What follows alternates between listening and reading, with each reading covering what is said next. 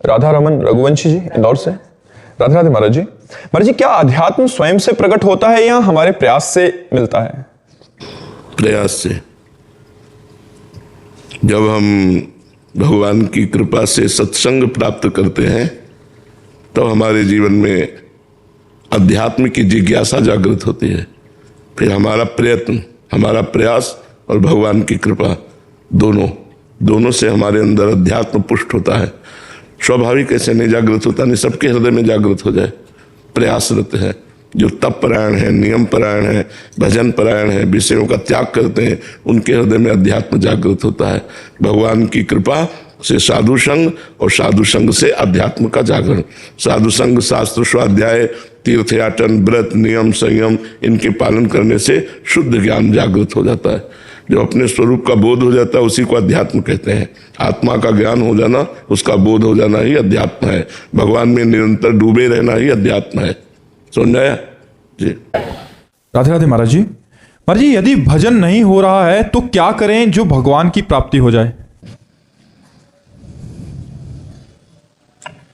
आपने ऐसा कैसे निश्चय कर लिया कि भजन नहीं हो रहा? क्यों नहीं हो रहा है? क्यों नहीं होगा? हमारा मानव जीवन वो संपूर्ण शक्ति संपन्न है जिससे भगवत प्राप्ति करनी है। बिना भजन के भगवत प्राप्ति असंभव है। भजन हमारा जीवन। आज हम सुबह साधकों से यही कहते थे, लोग जीते कैसे हैं बिना भजन के? विषय सेवन, विषय चिंतन, प्रपंच चिंतन, ये सब बन सकता है, भजन नहीं बन सकता। कैसी बात करते हो? प्रयासरत क्यों नहीं हो? इतना क्यों इंद्रिय और मन को प्रोत्साहन दे दिया विषयों के लिए कि वो भजन के लिए ना बोल दिया कि भजन ना बने तो भगवत प्राप्ति कर।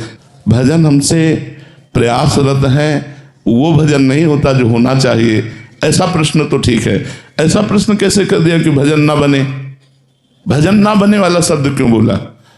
आप किस उद्देश्य का पालन करने के लिए मानव जीवन प्राप्त किए? क्या उद्देश्य है? क्या रुपया, समाज प्रियता, मान प्रतिष्ठा, ये सब यहीं धरी रह जाएगी। इंद्रियों का दुलार, मन का दुलार, ये नरक की प्राप्ति कराएगा। हम भगवान के निज अंश हैं। हम भगवान के भक्तों के संग से अपने मन को जबरदस्ती बलात् भजन में लगाएंगे। हम अविनाशी भगवान के अंश हैं, हम क्या नहीं कर सकते? ये कैसे कह दिया कि हम भजन नहीं कर सकते? नहीं, बिल्कुल गलत। निरुत्साहित होकर ऐसे वचन ना बोलने चाहिए और ना ऐसे वचनों को सुनना चाहिए। भजन नहीं कर सकते और सब कर सकते हैं। हमारी वाणी है, बोल सकते हैं, तो राम क्यों नहीं बोले? राधा क्यों ना बोले? कृष्ण क्यों ना बोले? मृदु क्यों ना बोले? हितकर क्यों ना बोले? हाथ है तो हम परोपकार क्यों ना करें? पैर है तो हम प्रदक्षिणा क्यों ना करें? हृदय है तो हम भगवान को समर्पित क्यों ना करें? अन्य साधन सब शून्य है। भगवान का नाम जप ही अंक है। जैसे अंक रखने से शून्य 10 गुना महत्व रखता है, अंक हटा देने पर शून्य का कोई महत्व नहीं। ऐसे ही भगवत चिंतन शून्य, हर सत्क्रिया यहां से ब्रह्मलोक तक ले जाएगी, लेकिन ब्रह्मलोक भी नाशवान है। आ ब्रह्म स्तंभ पर्यंतम सर्वम मायामयम जगत सत्यम सत्यम पुनः सत्यम हरे नामयु केवलम। हमें ऐसा नहीं बोलना। आप चूंकि भजन कर रहे हैं, समाज के लिए प्रश्न है, लेकिन बिल्कुल हम इस बात को सुनना नहीं चाहेंगे कि हमसे भजन नहीं होता। भजन होता सिद्धों से है। साधक को जबरदस्ती भजन करना पड़ता है। हम अभ्यास योग युक्तेन चेतसा नान्यगामिना। हम ऐसा अभ्यास इस जन्म में करेंगे, हमारा चित्त भगवान को छोड़कर और कोई चिंतन ही न करे। अभ्यास के द्वारा सब कुछ किया जा सकता है। हम निराश, हताश, उदास ऐसे व्यक्ति नहीं, ऐसे व्यक्तित्व नहीं होना चाहिए। किसी भी स्थिति में, किसी भी कार्य प्रणाली में, किसी भी क्षेत्र में निराशा हमारे अंदर नहीं होनी चाहिए। हमारे अंदर उत्साह होना चाहिए। हम रौंद के फेंक देंगे हर बाधाओं को। हम भगवान के बच्चा हैं, हम अविनाशी परमात्मा के अंश हैं। ऐसा नहीं है कि हम इंद्रियों की विलासिता और मन की भोग विलासिता में ऐसा बोल पड़े कि हमसे भजन होता ही नहीं। भजन के बिना नहीं। भगवान की प्राप्ति के लिए सुलभ मार्ग भजन है। भगवान का जितना चिंतन किया जाएगा उतना ही हम माया से हटकर भगवान के समीप होते जाएंगे। अनन्य चेता सततम यो माम स्मृति नित्य सा तस्याहम सुलभा पार्थ। भगवान उसके लिए सुलभ होते हैं जो नित्य निरंतर भगवान का चिंतन करता है। अपने चित्त को भगवान के चरणों में लगाने में परेशानी क्या है? जब युद्ध जैसा कार्य भगवान का चिंतन करते हो सकता है तो कौन सा ऐसा कार्य है जो भगवान का चिंतन करते ना हो? हम मुख में भगवान का नाम स्मरण कर रहे हैं मधुर मधुर, और शरीर से हम चेष्टाएं कर रहे हैं, कर्म कर रहे हैं, और वो कर्म भगवान को अर्पित कर रहे हैं। हम नित्य प्रतिक्षण भगवान के नजदीक पहुंच रहे हैं। भगवान का विस्मरण करके केवल धन संपत्ति और भोगों की चाह में भटकना, ये तो दिव्य मनुष्य जीवन को व्यर्थ नष्ट कर देना है। इसलिए सबसे प्रार्थना है, ये शब्द तो आना ही नहीं चाहिए कि भजन के बिना हमारा जीवन किसी कार्य का नहीं है, हम भजन नहीं कर सकते। ये शब्द नहीं आना चाहिए कि भजन नहीं कर सकते। भजन के बिना जीवन किसी कार्य का नहीं। जब आप सुअर कुत्ता बनोगे तब भजन करोगे, जब आप पशु पक्षी बनोगे तब भजन करोगे।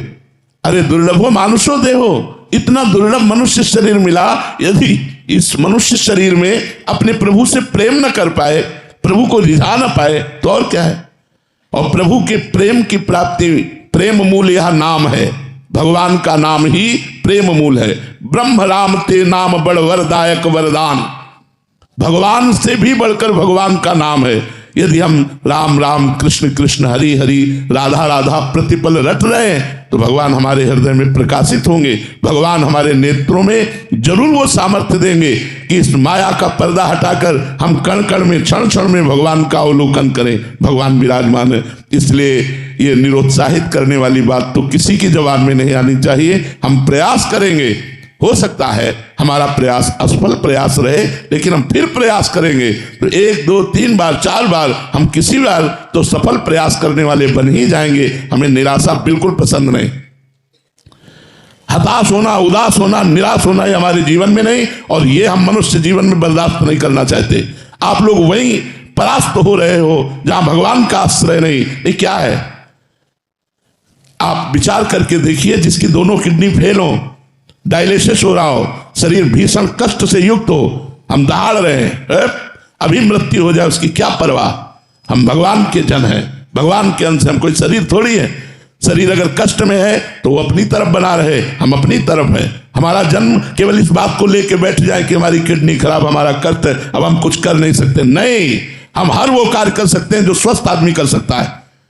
हमारे में जोश होना चाहिए, हमारा में संकल्प शक्ति होनी चाहिए। वो तभी होगी जब अध्यात्म से जुड़ोगे।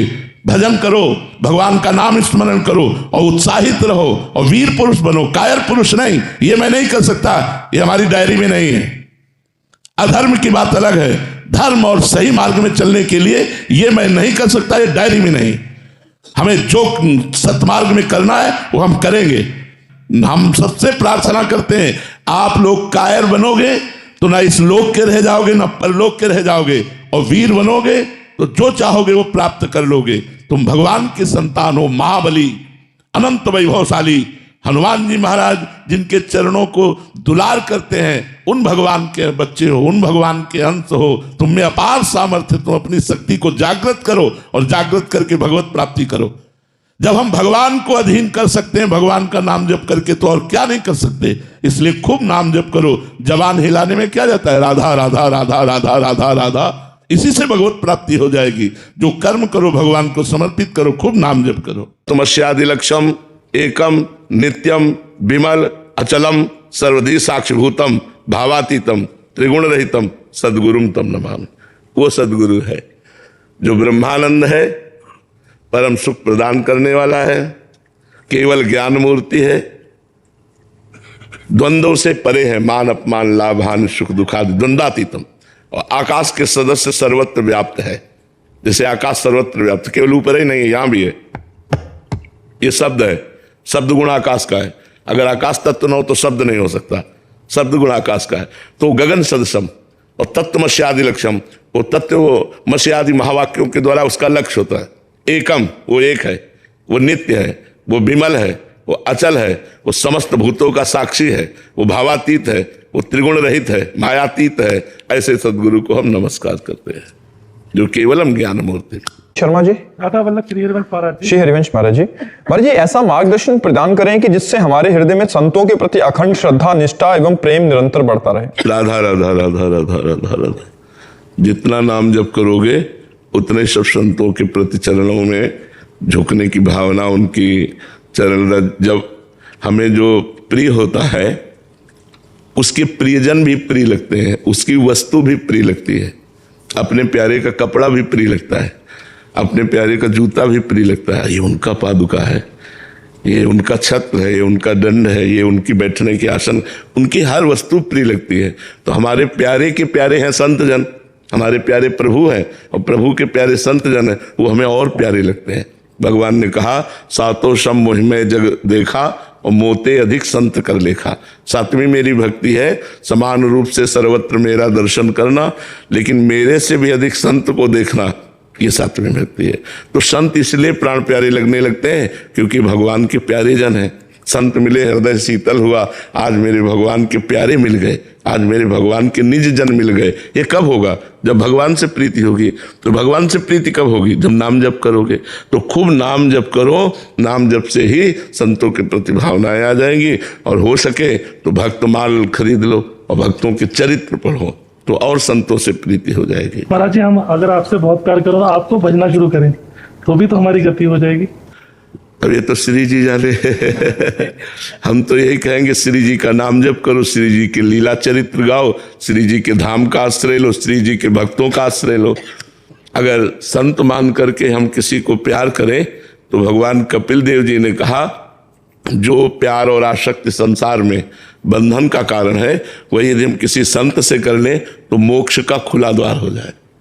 मोक्ष का खुला हुआ द्वार है। रात दिन उठते बैठते हमें याद आवे संत, तो ध्यान मूलम गुरु मूर्ति। इससे सुंदर ध्यान क्या होगा? भगवान के किसी प्रेमी भक्त का हर समय ध्यान बना रहे, उनकी बात बनी रहे, उनसे हमें प्यार हो जाए, उनसे अपनापन हो जाए, तो भगवान से अपने आप हो जाएगा। भक्तों से प्यार होना कठिन होता है क्योंकि उनमें संसारिकता नहीं होती, और जिनमें संसारिकता होती है वो भक्त होते नहीं।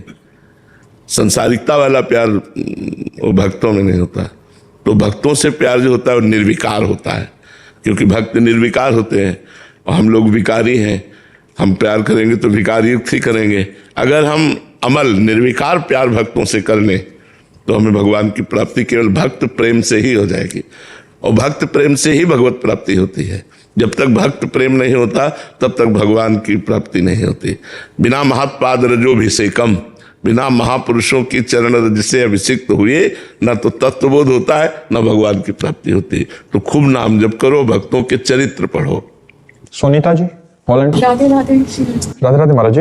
महाराज जी, ये जानने के बाद कि संसार माया में है, मन विषयों की ओर क्यों भागता है? जैसे सही माने में जाना नहीं है, सही माने में नहीं जाना।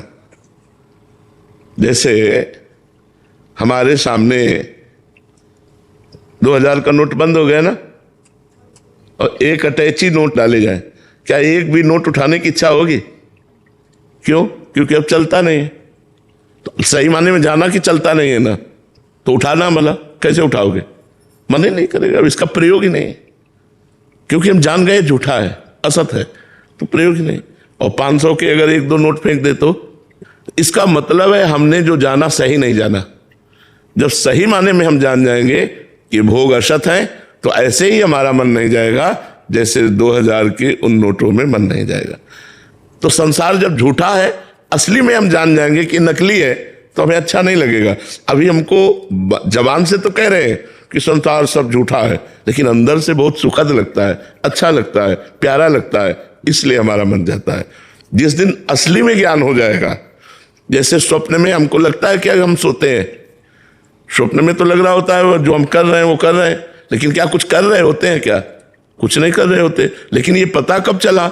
जब हम जग जाते हैं। स्वप्न में थोड़ी पता चलता है कि मैं सो रहा हूं, मैं स्वप्न देख रहा हूं। उसमें तो गिर रहे हैं, पिट रहे हैं, खा रहे हैं, जो भी देख रहे हैं सत्य देख रहे हैं। वो असत कब हुआ? जब जगे, तब लगा अरे यार ये तो स्वप्न था। ऐसे ही जब सच्चा ज्ञान हो जाएगा तो संसार स्वप्न की तरह झूठा नजर आएगा और भगवान सत्य नजर आएंगे।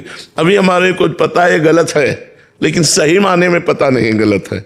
जीव चाहता है सुख और शांति, सुख और शांति के लिए सारी चेष्टाएं करता है, और दुख और अशांति परिणाम में मिलता है। सुख और शांति के लिए सारी चेष्टाएं की जाती है, परिणाम में दुख और अशांति मिलता है, क्योंकि दुख और अशांति ही है यहाँ, सुख शांति तो भगवान में है, और भगवान से जुड़ा नहीं तो उसे दुख और अशांति ही मिलती है। भगवान की शरण में होकर भगवान का नाम जप करो, तब असली ज्ञान प्राप्त होगा कि संसार झूठा है। अभी तो नकली ज्ञान है हमारा, असली ज्ञान नहीं। असली ज्ञान है जिसको जान गए झूठा है, फिर झूठा है वो, उससे हमारा कोई लगाव नहीं, उससे हमारा हृदय का कोई भी कनेक्शन नहीं, तो बात मानी जाए। तो अभी जो हमको पता है संसार झूठा है, ये केवल एक दिमाग में बैठ गई है बात, अभी अंदर से लगाव नहीं गया। लगाव ऐसा ही है संसार का, तो लगाव है तो झूठा कहां? जैसे 2000 रुपए में हमारा कोई लगाव नहीं हो सकता 2000 के नोट में, क्योंकि झूठा है, अब चलेगा नहीं। ऐसे ही संसार से हमारा कोई लगाव नहीं हो सकता, क्योंकि ब्रह्म सत्यम जगन मिथ्या। ऐसा कहां ज्ञान है? ऐसा ज्ञान ये भजन से पैदा होगा ज्ञान। जो पढ़ लिख करके सुनकर ज्ञान होता है, उससे माया का नाश नहीं होता। माया का नाश होता है जो अपने हृदय में ज्ञान पैदा होता है, और वो होता है भजन करने से। जितना आप नाम जप करोगे उतना ही आपको ज्ञान, शुद्ध ज्ञान प्राप्त होगा, जिससे आप माया मुक्त होगे। डॉक्टर विपुल रॉय जी, राधे राधे महाराज जी। महाराज जी, जीवन में आने वाले कठिन परिस्थितियों में कैसे पता चलेगा कौन सी हमारी भक्ति की परीक्षा है और कौन सी हमारा प्रारब्ध है? परीक्षा नहीं होती। भगवान कभी किसी जीव को कष्ट नहीं देते, विपत्ति नहीं देते। भगवान तो विपत्ति का अपहरण करते हैं। हरि स्मृति सर्व विपद विमोक्षणम। भगवान का स्मरण तो समस्त विपत्तियों का नाश कर देता है। विपत्ति होती है हमारे पापाचरण का फल, दुख होता है हमारे पापाचरण का, अधर्म का फल। भगवान परीक्षा नहीं लेते। भगवान परीक्षा उनकी लेते हैं जो मायातीत हो रहे हैं। माया में फंसे लोगों की परीक्षा थोड़ी लेते हैं। मायातीत लोगों के, जैसे प्रहलाद जी, नारद जी, ये बड़े बड़े जो महापुरुष हैं, इनको दिखाते हैं, मीरा जी, इनको दिखाते हैं कि देखो मेरे भक्त में कितनी महिमा है, कितना पावर है। भगवान अपनी भक्ति का प्रकाश कराने के लिए वो प्रश्नवाचक चिन्ह संसार में खड़ा करते हैं उन भक्तों के सामने, अपने लोगों के सामने थोड़े। अपने तो प्रारब्ध के अधीन अभी कर्म बंधन से ही नहीं मुक्त हुए। परीक्षा उनकी होती है जो कर्म बंधन से मुक्त है। कर्म बंधन युक्त वाले क्या परीक्षा हो, तो खुद ही भोग रहा है, उसको क्या परीक्षा करनी है? क्या भगवान सर्वांतर्यामी जानते नहीं कि आप में कोई क्षमता ही नहीं है? काम आया वो गिरा दिया, क्रोध आया वो गिरा दिया, तो क्या परीक्षा ले? परीक्षा तो उनकी जो काम विजयी है, क्रोध विजयी है। अब उनको काम तवे होश में ऐसे महापुरुषों को भी ऐसा ऐसा भगवान लीला करके दिखाते हैं। अपनी परीक्षा नहीं, अपने कर्मों का भोग है। कार्तिक जी, श्री हरिवंश महाराज। महाराज जी, जब भी कोई कुछ बुरा बोलता है तो उस पर प्रतिक्रिया देने की इच्छा नहीं होती, पर अगर प्रतिक्रिया ना दें तो एक समय के बाद वो लोग मान लेते हैं कि ये कुछ नहीं बोलेगा और जवाब ना देगा, और उससे मतलब बहुत सारी दिक्कतें आना शुरू हो जाती हैं। नहीं, चुप रहने, गलत सोच। जब आप प्रतिक्रिया नहीं करेंगे तो ईश्वर करेगा, और वो जब प्रतिक्रिया करेगा तो उनकी ऐसी तैसी कर देगा। जो संत जन होते हैं, जो सतमार्ग के पथिक होते हैं, वो किसी के द्वारा किए हुए प्रतिकूल व्यवहार का उत्तर प्रतिकूलता से नहीं देते, शांत भाव से सह जाते हैं। अब ये कर्म जब उनके ऊपर लागू होगा तो उनको दंड मिलेगा। ऐसा नहीं कि आप चुप रहोगे तो बोलते चले जाएंगे, उनकी बोलती बंद करवा दी जाएगी, ऐसी जगह भिड़ा दिए जाएंगे कि वो अपने आप नष्ट हो जाएंगे।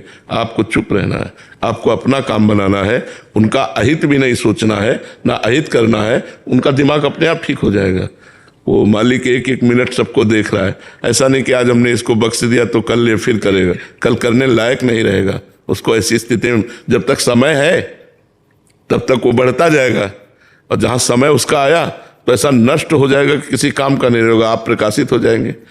ऐसा नहीं कि हम सहनशील हैं तो हमको जो चाहे वो दबा ले, नहीं, वो अपने आप नष्ट हो जाएगा, अपने आप नष्ट हो जाएगा। इसलिए धैर्यवान बनो। ये नहीं कि इसको हम उत्तर दे दें, अगर उत्तर नहीं देंगे तो हमको दबा हुआ मानकर मनमानी आचरण करता रहेगा। नहीं, ऐसा नहीं, वो नहीं करता रहेगा, वो अपने आप ठीक हो जाएगा। उसके दो ठीक होने को उपाय, एक तो अगर थोड़ा भी धर्मात्मा है, थोड़ा भी धर्म का आचरण करता है या धर्म से जुड़ा है, उसको लगेगा इतनी बार हमने कहा, मुझे नहीं करना चाहिए। उसको ऐसा लगेगा जैसे एकनाथ स्वामी स्नान करने नदी जा रहे थे, तो ऊपर एक विधर्मी का मकान था, तो गली से जा रहे थे, जब स्नान करके आए तो थूक दिया ऊपर, फिर स्नान करने गए, फिर थूक दिया। 100 बार थूका, वो कुछ नहीं बोले, ऐसे भी नहीं देखा। 100 बार स्नान करके वो नीचे उतरा के साष्टांग दंडवत हुआ, कहा महाराज मैं बहुत नीच आदमी हूं, मैंने 100 बार आपके ऊपर थूका, आप एक बार भी नहीं बोले, मैं बहुत नीच हूं, मुझे क्षमा कर दो। तो उन्होंने कहा भैया आपने तो हम पर कृपा की है, जो स्नान हम 100 बार 100 दिन में करते वो एक दिन में 100 बार स्नान करा दिया, आपकी तो हम पर कृपा हुई। संत देखो कैसे होते, बोले आपका कोई अपराध नहीं, ये तो हम पर कृपा की कि आपने 100 बार थूका, तुम 100 बार स्नान किया परम पवित्र नदी में। कान पकड़ लिया उसने, कहा आज के बाद कभी किसी संतों के साथ हम छेड़खानी नहीं करेंगे, मुझे क्षमा कर। तो क्षमा ने उसको ज्ञान प्रदान किया।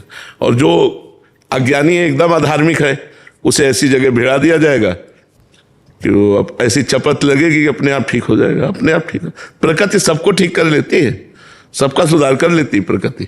जो प्रकृति है ना वो सबका सुधार कर देती है। बट हमें लगता है कि जब तक हम नहीं करेंगे तब तक होगा नहीं, ये हमारा कर्म बिगड़ जाएगा, फिर हमारा स्वभाव बिगड़ जाएगा, हमारा क्षमावान होना बिगड़ जाएगा। हमें क्षमा करना, हमें क्षमावान बनना है। जब हम अपने को क्षमा कर सकते हैं बड़ी से बड़ी गलती में, तो हम दूसरों को भी क्षमा करें।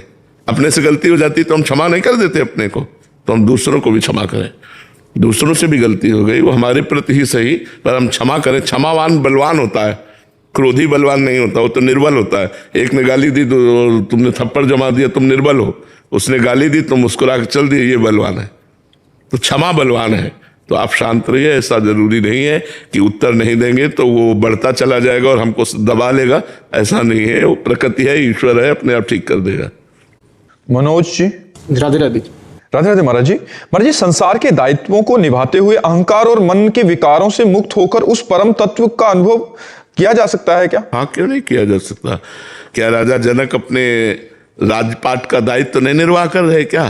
क्या महाराज अम्बरीश जी अपने राजपाट का अनुभव नहीं कर रहे क्या? पूरा व्यवहार कर रहे हैं, पूरा सब। क्या महाराज दशरथ जी अपने राजपाट का अनुभव नहीं करेगा? ब्रह्म उनके घर में बालक बन के खेल रहा है, इससे बढ़कर और कौन भगत हो सकता है?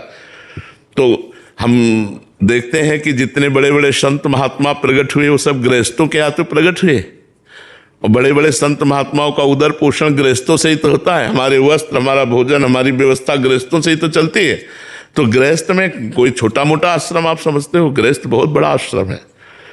गृहस्थों के यहाँ संत प्रकट होते हैं, गृहस्थों के यहाँ संतों की सेवा होती है। और गृहस्थ स्वयं मेहनत करके खाता है, दूसरों को खवाता है और भजन करता है। उससे बढ़िया भगत और कौन हो सकता है? हम लोगों का तो एक ही काम है, भजन केवल करना। लेकिन हमारी आवश्यकताओं की पूर्ति तो गृहस्थ से होती है। गृहस्थ अपनी आवश्यकताओं की पूर्ति खुद करता है, दूसरों की आवश्यकताओं की पूर्ति करता है और भजन करता है, इसलिए वो बड़ा है। तो गृहस्थी में क्यों नहीं हो सकता? अपने कर्तव्य को भगवान की पूजा मानकर करो, ईमानदारी से धन कमाओ, परिवार का पोषण करो, नाम जप करो, आए हुए भूखे टूटे एक अतिथि की सेवा करो, बढ़िया भगवान की प्राप्ति सहज में हो जाएगी, तत्वबोध सहज में हो जाएगा। हम चलें, धर्म से चलें, तब है। अब मनमानी भोग विषय सेवन करें, नशा करें, इधर उधर के आचरण करें, तो फिर वो तो पशुता है। पुलकित वैद्य जी। राधे राधे महाराज जी। महाराज जी, आप कह रहे हैं कि आप विदेश में रहते हैं, वहां विदेश में भोग विलास अधिक है, प्रयास के बावजूद भी मन विचलित हो जाता है, ऐसे में नाम जप की निरंतरता कैसे बढ़े? देखो, भोग विलास तो लंका में भी बहुत था, लेकिन विभीषण जी ने भक्ति की कि नहीं की? हम वही बात बार बार आपको दोहरा रहे हैं। हमारा जिद्दी स्वभाव होना चाहिए। हम जिस कार्य को करना है उसे करके रहेंगे, चाहे लाख बाधाएं आए, मुझे प्राप्त कोई नहीं कर सकता। अगर हमारा स्वभाव इस कोटि का रहेगा तो हमें कोई परास्त नहीं कर सकता।